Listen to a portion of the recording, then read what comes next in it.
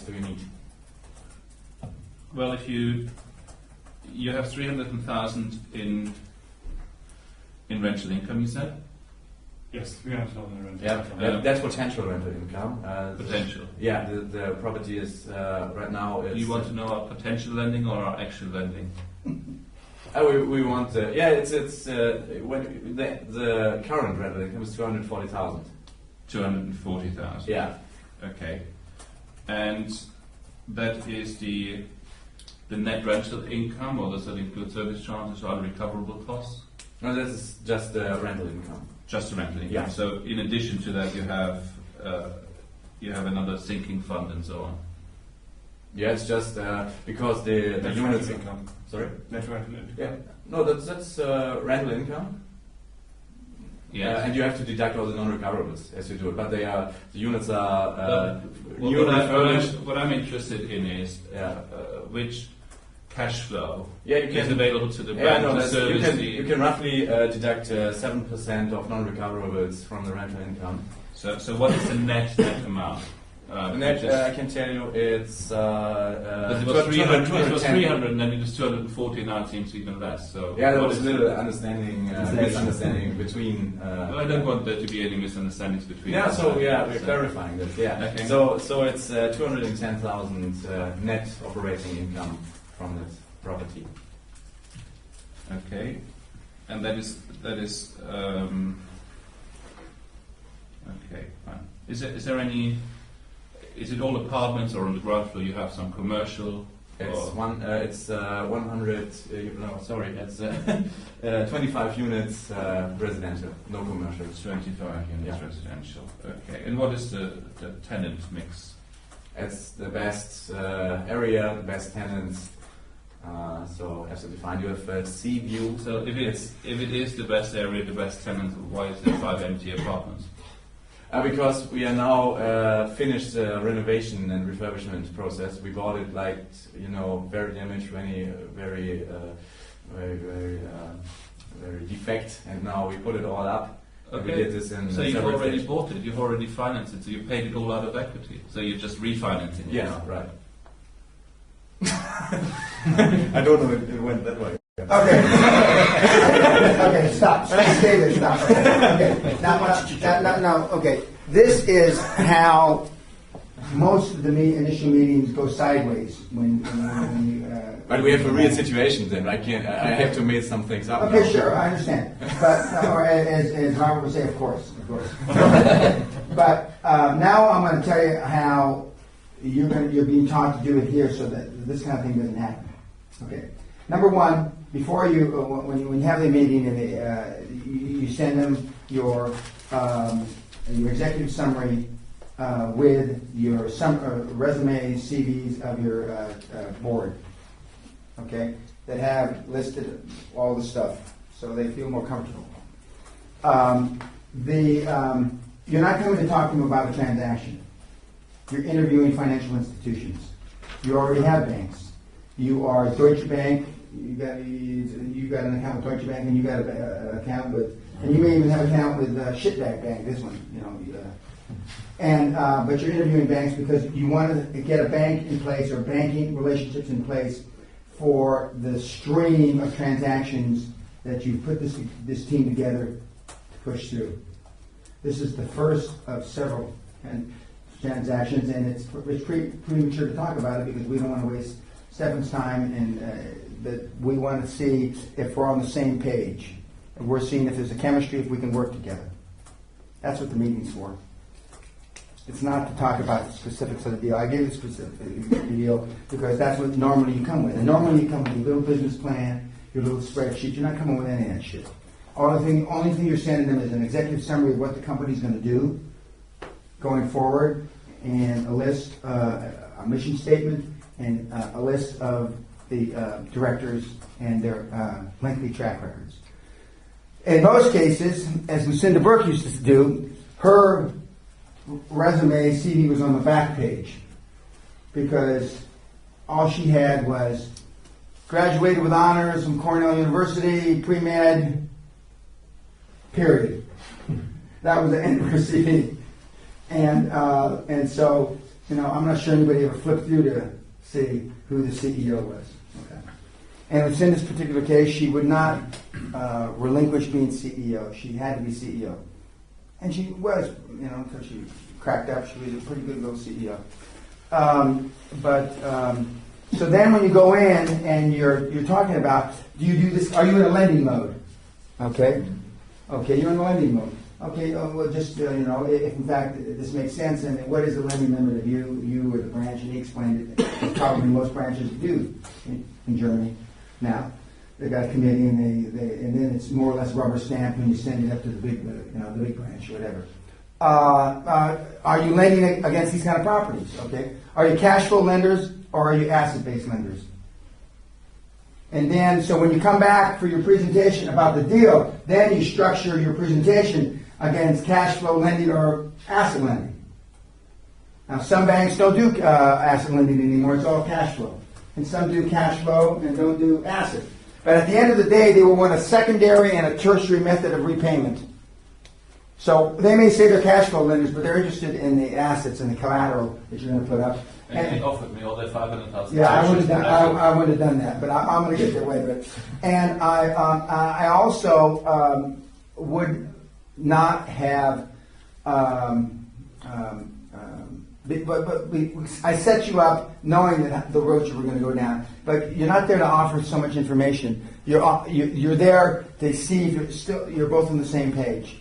And as Stefan said, I would never have offered up the 500 to begin with, anyway, for sure. Because if you offer up the 500, they want to know what else you can offer up as collateral.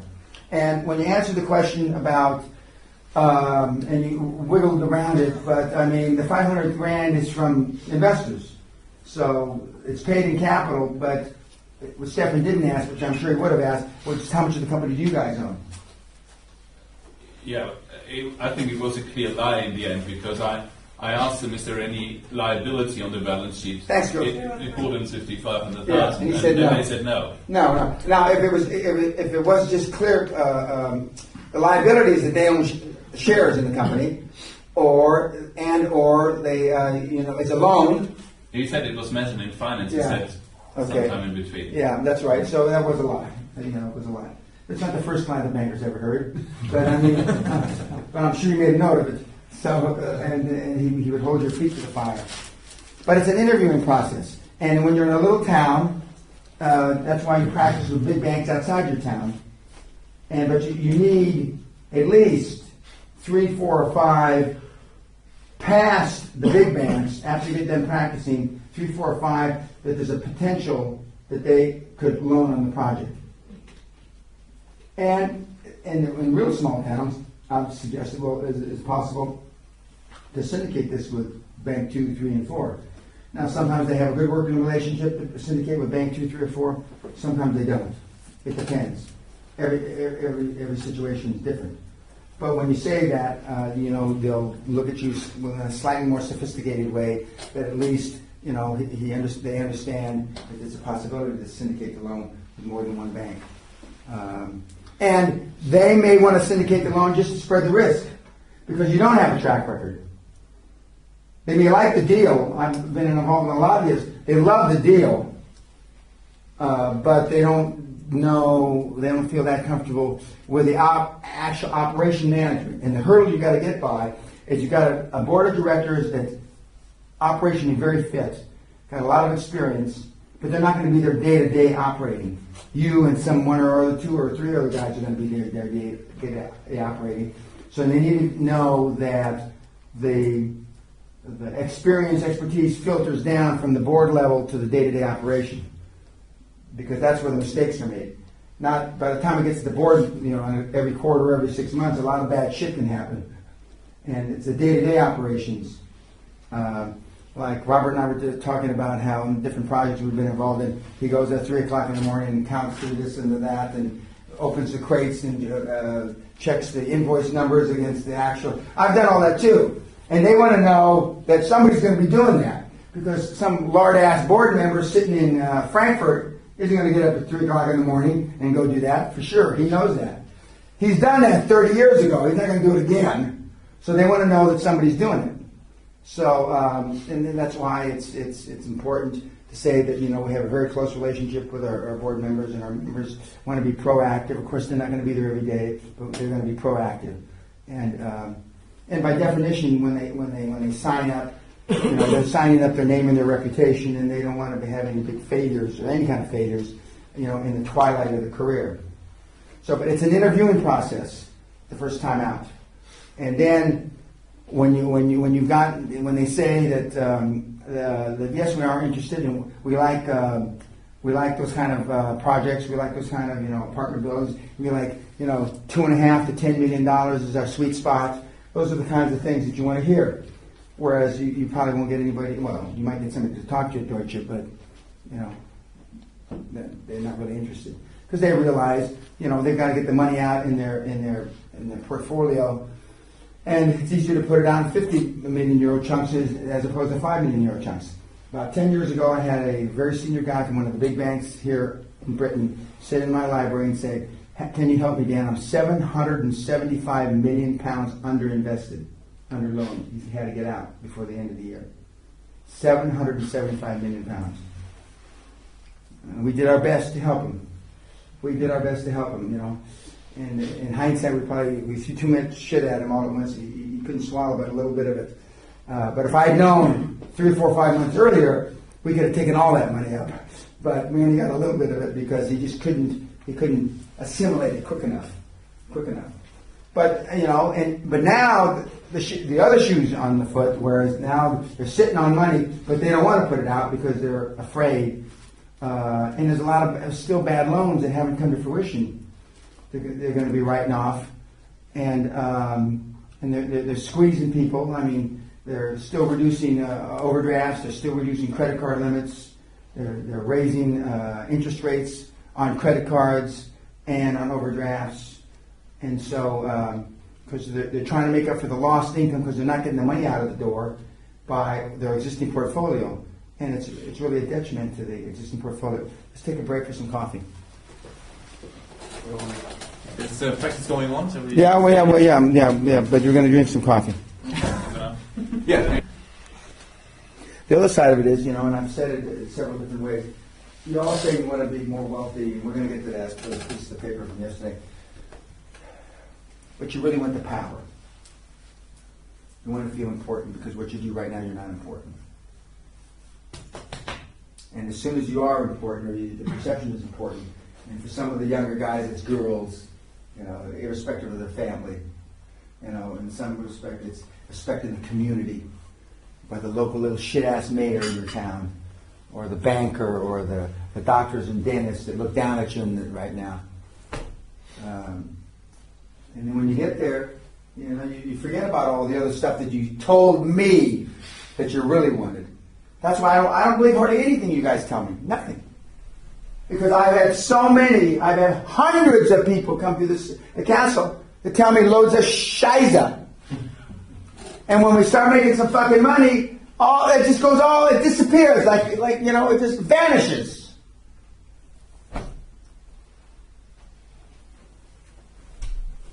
And I mean, I've had guys in little towns that just wanted to be a member of the golf club. And to be a member of the golf club, the little old, you know, guys, you know, the Baron von douchebag and everybody else, you have to be higher in the community, a higher evaluation in the community. And that normally is perceived, it's either through hereditary, which none of you got any, so I mean, it's got to be money. And so I've seen it. I mean, you know. And if, again, Bill Smith were here. He's been it 6 times, and he says, you know, and he's kept in contact with a lot of these guys from over the years. The 6 seminars he's gone to, and he says, and he's a much kinder, gentler guy than I am, and he listens to the problems and the emails, and then he tries to help and all that shit. For nothing. He's got no equity in it. He's got no money. He's a nice guy. He feels because he has been so successful, and you know, he started with a blank sheet of paper. It took him a couple of years, but that he owes it back. He owes it back. And some of these people just suck on him like leeches, and because they're afraid to come to me because I told them what to do 10 months ago and they didn't do it. I told them what to do 3 months ago and they didn't do it, and now, but they go to Bill. And Bill, what should I do? And he said, well, what did Dan tell you? So now sometimes when I think this is going to happen, I blind copy Bill. I blind copy him so he's up to speed so they don't con him. And he says, how do you know the people that blind copy me on? I said, that's why I live in a castle, you schmuck. Because I'm fucking smart. I'm perceptive. He says, God almighty, when I get these blind copies out of the blue, you'll get them. Why in the fuck, and I'll talk to him. We'll meet for dinner in Hong Kong or somebody. I got 3 blind copies last month. He says, give them time. They'll be around here pretty soon. Next time I see him, Jesus Christ, 2 of them contacted me. And what did they want? And they said, they want to know what I should do. And I always ask, what did Dan tell you to do? And then they ham and haw and they whittle around and yada yada. And it's because, it ain't easy. It just isn't. And the presentation that these guys gave to Stefan is more or less the average. It's not good, it's not bad. Very unprofessional, and I'm sure, giving them the benefit of the doubt, if there was a real German, they would be much more prepared and they would have charts. That's not what the fuck you want to talk to this guy about. That's wrong. Because then those numbers, you stupid shits that you give them, those are in concrete. You can never have those motherfuckers back. Never. That's why I don't like to give anybody anything. Because they will never let loose those fucking numbers. That's why I lowball everything. If I think I'm going to make 50% of my money, I tell people 6%. Well, then how do you raise the money? Well, then I just got to talk to more people. I never overestimate. I underestimate, I cut it in half, I cut it in half again, and I cut it in half again. Which is just the opposite of what you do. If the stupid shits that gave you, the friends, fools, family, and schmucks that gave you money, knew what the real probability was, you wouldn't raise 10 pfennig. But you can't raise money doing that. You gotta be, boisterous. Stefan, you were going to say something. Well, in reality, I probably would not have said as many things as I did, but I would have thought them, and so I said them for the benefit of the group and the tape. So, but I have seen, and I've sat in some presentations with some German bankers, and most of the guys, Allianz, to name one, very senior guys, and they're so fucking arrogant. They look down their nose, at you, like they're doing you a fucking favor. But even the little local manager, the little shitbag manager, is the same. Same in Scotland. Now, in the last 5 or 10 years, the banks have started to come to a realization they're in a service organization, service business. They've only just started. And, in America, this is Bank of America. How can I help you? How can I redirect your call? What additional service can I be for you today? You don't get fucking Deutsche Bank telling you that. In 40 more years, maybe Deutsche Bank will be saying that. I'm not even sure it's in their vocabulary. I'm not sure it translates into German. Deutsche Bank changes every 5 years completely. So they want to have small customers one time, then they don't want to have customers below 1 billion. They do investment banking and so on, and they change their banking model every 3 years. They had Deutsche Bank 24, the Deutsche Bank 24, which was online only for the normal customers, let's say, and then they recognized they have to bring more service again back, and very strange. So if I have a project lasting 10 years, Deutsche Bank is no partner to go, because if I haven't at least a volume of, let's say, 50, 100 million, because... No, because they just need to be a part of the moment they pay you out. They give the loan. It's not, they will still keep on to it. Yeah. But they might change attitude of what they Sure they do. decided before. And we haven't even gotten into that. When the banks changed their model, or how they perceive they should service their model, and it changes. That's why I wouldn't do a 10 or 20-year deal for no reason. I mean, because I've been in the middle of those cycles when they change everything, and I've wiggled my way through and I've refinanced it. But I mean, I don't have the patience anymore. I'm a slam bam, thank you, ma'am. Bend over, let me fuck you, and that's it. And next. And from your experience, this approach worked better than the other one? I mean, what was your success? Bending them over works every time for me.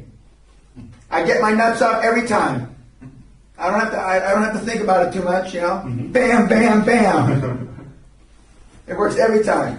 And I suspect someone when I'm 95 or 100 years old, maybe it won't work so well. And I have to lie on my back, and she'll have to jump up and down on me. But I'm willing to change.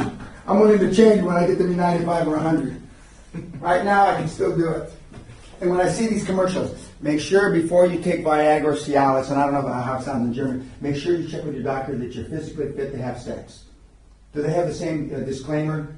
Do they have Viagra on television in German? Okay. In America, and make sure you see your physician that you're physically fit to have sex.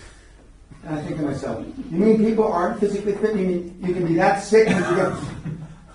Well, I guess I can't even perceive that, but anyway, so make sure that you're physically fit to have... See your physician first. I go, Jesus Christ. Go for a trial run. Yeah. Well, I'll keep going for a trial run. Okay, now what we're going to do, you have sent him your letter. He's looked at hopefully, and you always ask, have you had time? I know you're busy. Have you had time to read what I sent you? I do that before I show up, because I want him to have read it. Our mission statement, our executive summary, and our executive summary only lists the kinds of projects we're going to do, not the project. And so this meeting is lending mode for those kinds of projects. I mean, you've seen our board. Is this something you feel comfortable with? And then I already know what Stefan's going to say, but anyway, but you're not there to fill or kill. You're there because you want to have him. He doesn't know this, but you know. You want him to be one of 3 or 4 or 5 banks that you can bring a project to down the road. And down the road is your timeline is, in the next 3 to 6 months, we're now filtering through, we're doing our due diligence on a lot of different projects in the next 3 to 6 months. When you really probably already have the project, and 2 weeks later you're going to call him and say, but you're not telling him that. Okay? So you're back, you're meeting, it's in his office, he's there because it's his office. Okay, take it from there. Go ahead. Yeah. So, thanks a lot, Mr. Stefan. To meet you. Nice to meet you then. Thanks. And as you received our documentation, you've got a 1-page introduction of our project, our thoughts, our vision and mission statement. You've got the overview of our team, of our board. It's prepared. We are planning, as you know, to dominate the real estate business in Europe. And you read it. Or didn't you? Yes. I did not really follow through to your domination of the European property market, but it was okay. I've just before our meeting I called our research analyst to verify that. Yeah. Okay, and for this now we're approaching several deals, and we are sourcing the institutions we're working with. We have several very interesting, lucrative market opportunities there.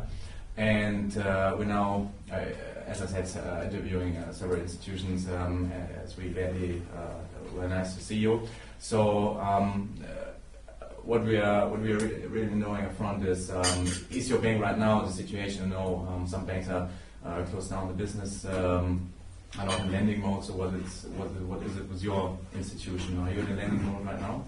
We always have funds available for exceptional transactions and exceptional customers. Okay, that's good. So And you would be generally in a lending mode for a company because we're looking for a long-term business relationship, not just exactly one deal, but we're looking for a whole bunch of deals we could put forward. If we get to know each other, you see that we are trustworthy, put our projects forward as we promise, and of course the numbers fit for you and of course for us. So Yes, we're not, as you say, you want to dominate the European real estate market. We don't want to dominate, but we want to be one of the market-leading institutions. So would be nice. it would be nice if you can add some flesh now in person to the bare bones you have sent me. Yeah. Okay. Yeah. So run me through that, through a few. So we have some exciting projects coming up next couple of months. We're preparing the documents right now. Perhaps so we'll send you them if we have the LOIs confirmed with our partners, and then. So you're sending out the LOIs before you have any commitment from your banking partners, or how does it work in the process? How do you source your transactions? What sets you apart from your competitors? Yeah, normally we operate with options. When we have confirmed LOI from our partners with the option, so that we have the actual deal. So we don't want to waste your time, because if we have a deal that's not confirmed, we would waste your time. We don't want to do this. So we want at least the LOI have confirmed from our partners, and then we come to you with this kind of deal to finance the transaction. So sorry to interrupt that. Let's keep the tracks more not on the details. We don't care about. We are structuring. You don't care about the details? Sorry? You don't care about the details? Yeah, we do, absolutely. But we're just building a relationship. We're trying to build up a long-term relationship with the bank. So be sure when we come to pin it down, everything's in place from our side. And so we are looking for the partners to go with us. And for example, what we are looking for, we have several so just for me to understand, at the time when you come and with a specific project, you already have an option to buy that. Yes, we don't want. So the other party is already bound, and you have a legal option to say yes or no. Yes, that's what we do. Yes. Okay. Have you already put down some funds at that moment? Have you committed some of your equity at that stage to purchase the option? Or? Yeah, we have share capital valuable to do just that. Yes. So Okay. we're well funded for that. Okay. Because what struck me, and that may be a detail, and maybe we shouldn't talk about too many details, but you talked about an LOI, and then you talk about an option. So how do you see the difference between the two? Sorry, we have to take the plane. It's just a little bit. I don't want to lose time. We are interviewing several institutions, and